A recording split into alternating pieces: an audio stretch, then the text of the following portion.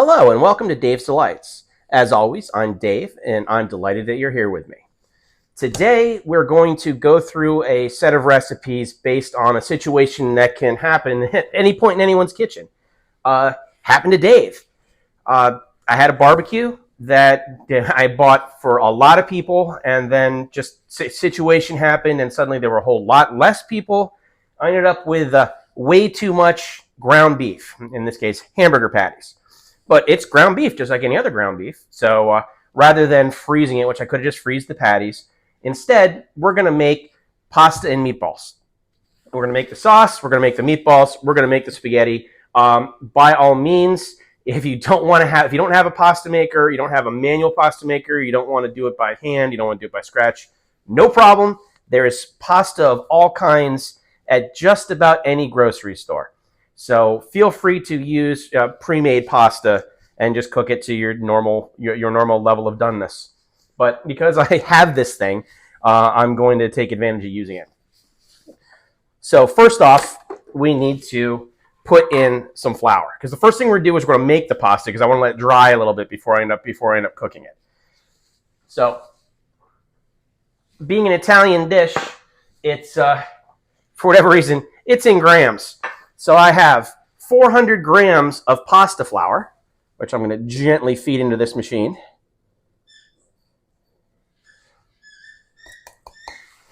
And you put the lid on. Now this one's cool, and I have it set up to like a fettuccine-sized disc, but you have lots. You can get, lots of different size discs for this. You've got, pappardelle, and that's probably like angel hair. Or you can do ziti and different things like that. So there are lots of options for you with these. But that's, again, it's a choice. If you certainly don't have to make your own pasta. I just enjoy doing it. Let me get that all back where it belongs. Perfect. And the other nice thing about this is that it's got an automatic setting. So when I flip to auto, and I hit play, and it's going to start by mixing up the flour.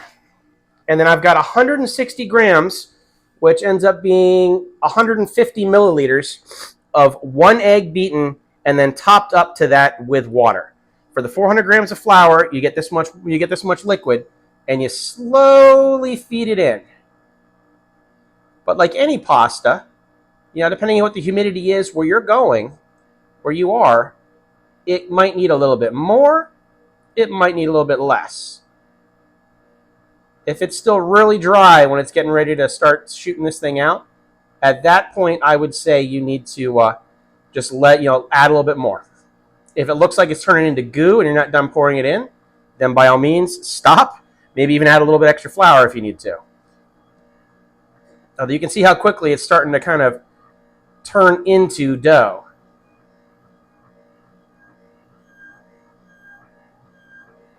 The hard part is that egg yolk. Now I've washed my hands, so remember, wash your hands, so I can use my fingers. But I also got a magic chopstick here, which will help me break that up and get it through the slots. There it goes. Now I can finish off this last bit of egg.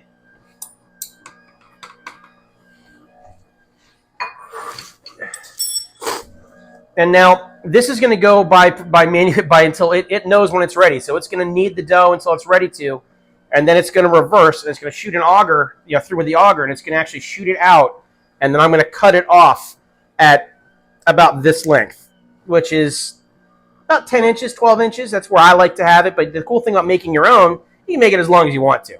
So I like to have it about the length of this machine, about 10 to 12 inches. But you do you. So what I'm going to do now is I'm going to let this thing do its job. I'm going to make the pasta, and we'll get back to you when it's time for the next step in the process. So I will see you guys shortly. Just wanted to do a real quick clip here. As you can see, this is starting to eject out your pasta. In this case, I think it's fettuccine. It's going to shoot it out. You kind of let gravity do its part. And once it gets down low enough, and then right now this is the first bit, these aren't going to look real nice yet because it takes a little bit for it to prime itself. By the which way, I'm not really worried about the little curlies on it. But if you have one of these machines and you want to have it all look perfect, just get that first bit off and you can toss it right back in here. You know, hit pause and drop it back in. And you just let these things run until they're about another inch or two. And then, boop. And now I've got pasta. So we're going to just run the rest of this through, and I will see you guys back in a moment. All right, so now that's done, and as you can see, you make a pretty decent amount of pasta. This is enough for like 4 people for a main course, or more than that if it's a side. What we're going to do is we're going to separate all this out and let it dry for a little bit while we're making all the other ingredients. Because if we don't separate these at the end there, they'll end up coming out as one solid mass, and you want to have these be individual noodles rather than one big noodle. But you can see they came out really nice. So these are going to go off to the side, and we're going to switch up to the next thing, which is going to be the meatballs. So we're going to change out, and I will see you in a moment. All right, welcome back. We are going to start making some meatballs. First, you need a bowl. And you need your ground beef. And like I said, for me today, it's hamburger patties, which is just my butcher's blend of ground meats. And I'm going to kind of beat that up a little bit as I put them in. Remember, wash your hands.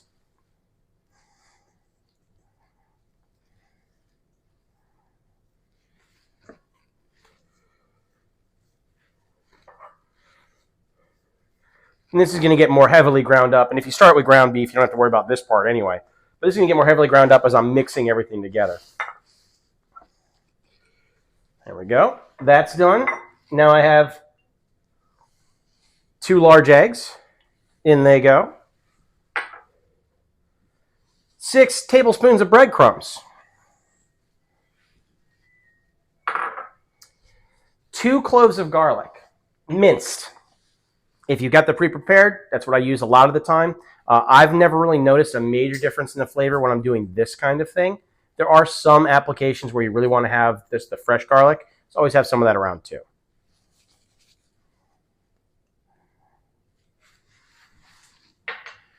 Now, you can also add, if you wanted to, you could add 6 tablespoons, so equal to the breadcrumbs, that much shredded Parmesan cheese. Now, I'm not really a cheese eater, so what I will do for my wife, who is one, I'm going to take the Parmesan and I'm going to shred it over the meal at the end rather than having it in the meatballs. This way I can eat it as well.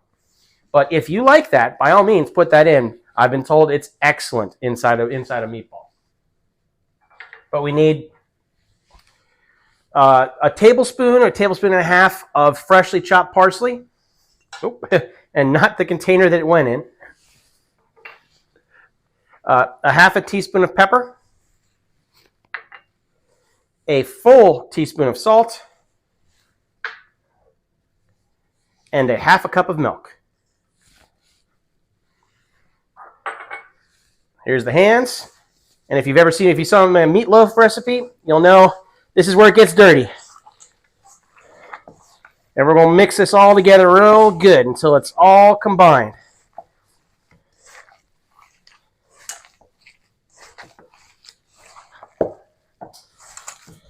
And you want to squeeze. You feel it in between your fingers. Take any rings you have off. I find that's probably a pretty good idea. Imagine this is like stomping your own grapes. All right. That's all mixed together and solidifying. So now I've got to let this rest for about 10 minutes because I want to let the kind of flavors come together and I want it to become one meat mass rather than just being all the bits. And just letting it sit for a couple minutes, and I'll put it in the refrigerator to do that. We'll make that happen. So I got to wash my hands and get the stuff off of it, and I will be back to see you momentarily.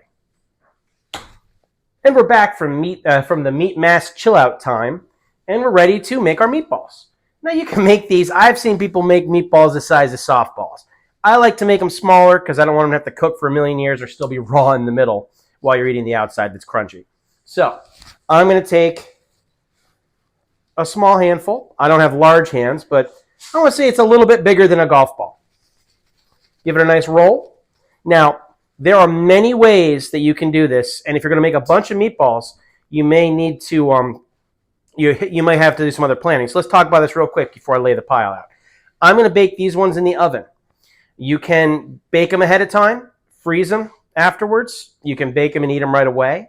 You can cook them in the sauce if you want to take a lot of time to do so.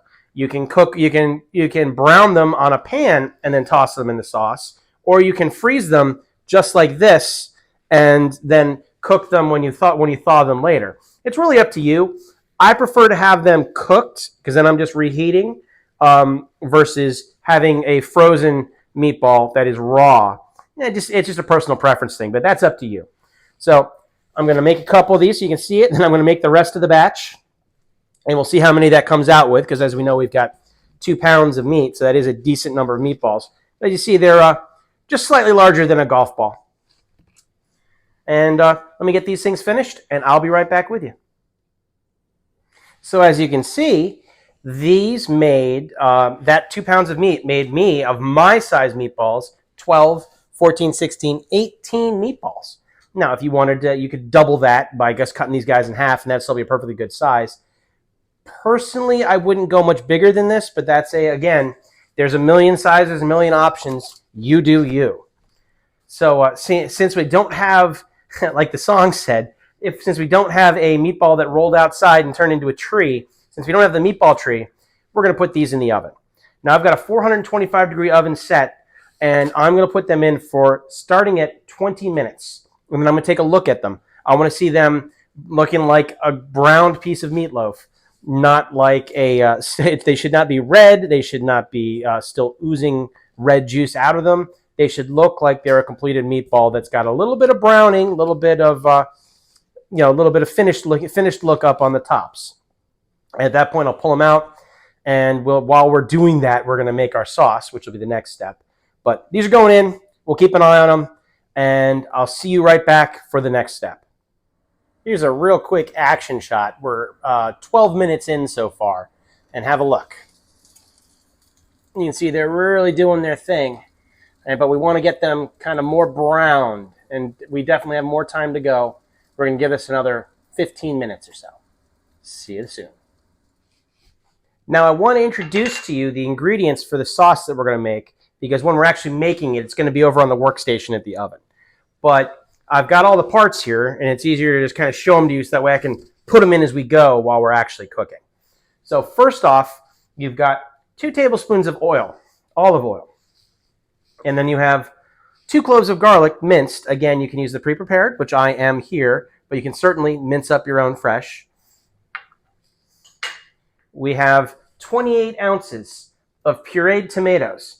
Now, if you've got a garden like I do, you can puree your own tomatoes. If you don't, they sell them at the store. Now, you can take San Marzanos and crush them yourself, or puree them yourself, or you can get them already pureed. It depends on how in-depth you want to be. There's nothing wrong with a pre-pureed sauce for the tomato sauce for this particular application. You do you. Now, the next thing is going to be a half teaspoon of salt, about 5 basil leaves that I've chopped. So that way they're chopped up pretty fine. A half teaspoon of oregano, and then finally I have a 1/4 cup of red wine. Now people say, "Oh, red wine. What wine should I cook with?" And the answer is the wine that you drink. If it's not good enough for you to drink, you don't want to put it in your food. But I happen here, and normally you can't. I won't show ingredients because I'm not sponsored by anybody. But when it's my own wine, it makes it easier. This is my Hello Clarice Chianti. So I made this myself, and because I'm making Italian food, I figured I might as well use the Italian wine. But if what you have is a French red or an American red, whatever, put it in the food. It'll be okay. Especially it's a 1/4 cup of it. And hey, when I'm cooking, I use wine when I cook. Sometimes I even put it in the food. The rest of the time, I'll just drink it back while I'm enjoying making the meal. Don't worry about it. Enjoy yourselves. Pick the wine you like. Come on over here. I'm going to meet you over at the workstation, and we're going to put this together. There's the one other thing you need is going to need a medium saucepan, and we're going to put that over medium heat. So I'll see you immediately. All right, medium saucepan. We're up to medium heat. It's getting nice and warm in there. So we're going to add the 2 tablespoons of oil. And that'll warm up really quickly. Now I'm going to put the garlic on. Wash your hands.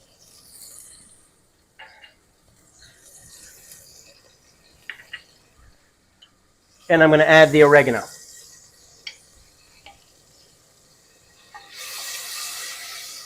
Just a quick stir to wake up those flavors.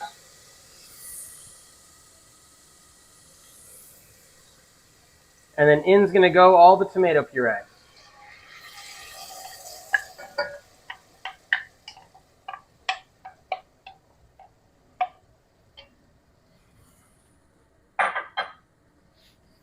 I'm going to add the salt.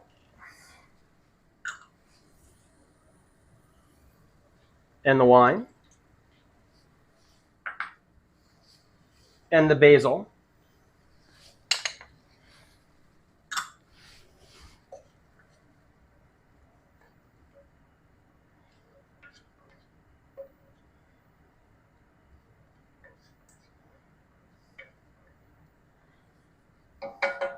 And now we got to get this up to temperature.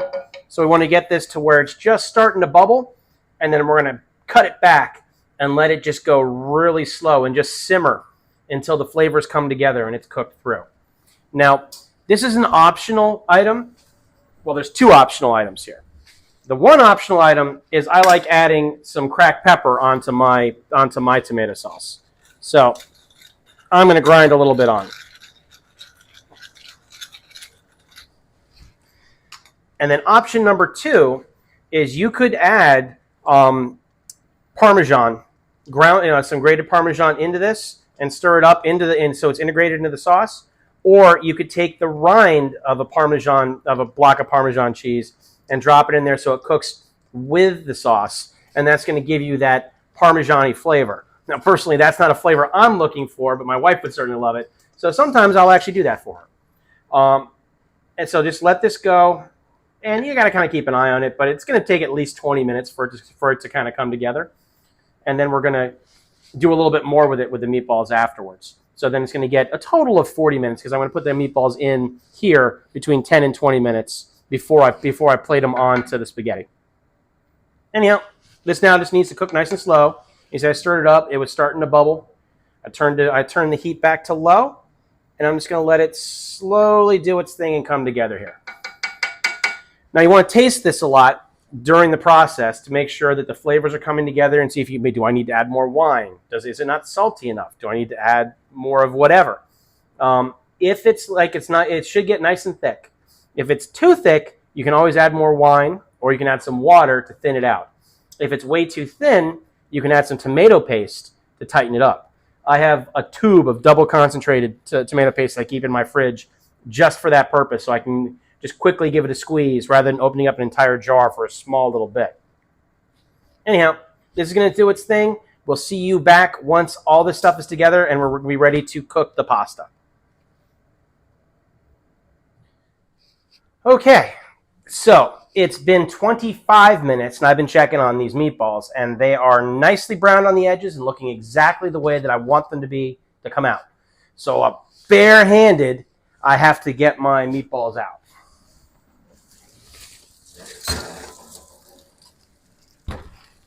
There's one tray. Steaming my glasses up.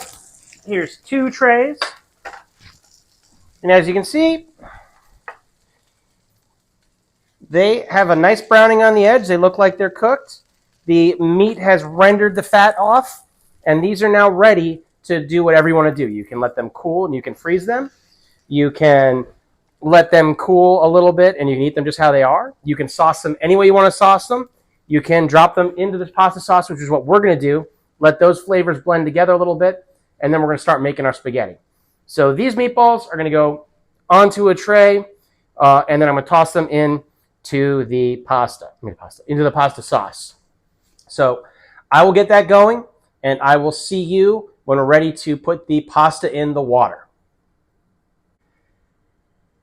Now we are ready to put our pasta in. My wife has separated all the strands, so we have our individual noodles, and these are going to go into boiling water. Now, the cool thing about making your own noodles, how it normally takes 9 to 10 minutes to get pasta al dente if you're taking dried pasta, this works in about 3 minutes. So we got to get all this in, and we want to keep it stirred up so that there's no, so they don't clump together. But these are, it's a whole different animal as far as how these go. So I'm going to put this in. It's going to go for 3 minutes till they're cooked, and you can test them. So you want them al dente, which means it bites the way you want it to bite when you taste one. As soon as that's done, I'm going to drain the water, and these are going to be ready to plate. So I will see you back with some cooked pasta. Okay, so we're ready to plate now. But before we get there, I want to kind of head off something that I can see happening in the comments before we get on to the final bit. You saw me using a mechanized brand of pasta maker. Now, people are going to say, whoa, why didn't you use your hands? Why didn't you use an old school one? Don't you have one of those? As a matter of fact, I do have one that's probably close to 60 years old. This was my wife's grandmother's. But when I got this when she passed away, I also got like a 1970s model of one of those electric pasta makers, and it was a lot of fun. I still use this when I'm doing lasagnas and other large style sheets of pasta. But since this only does 3 styles, I find I like it better using the electric one if I'm doing something that is not one of these 3 styles. But I do have it, and I do use it, and you should too. You can find them in Italian stores, like an Italian specialty store, or certainly online. I'm sure there are large multinational vendors that could get you one of these pretty quickly. So what we're going to do is we're going to get our plate.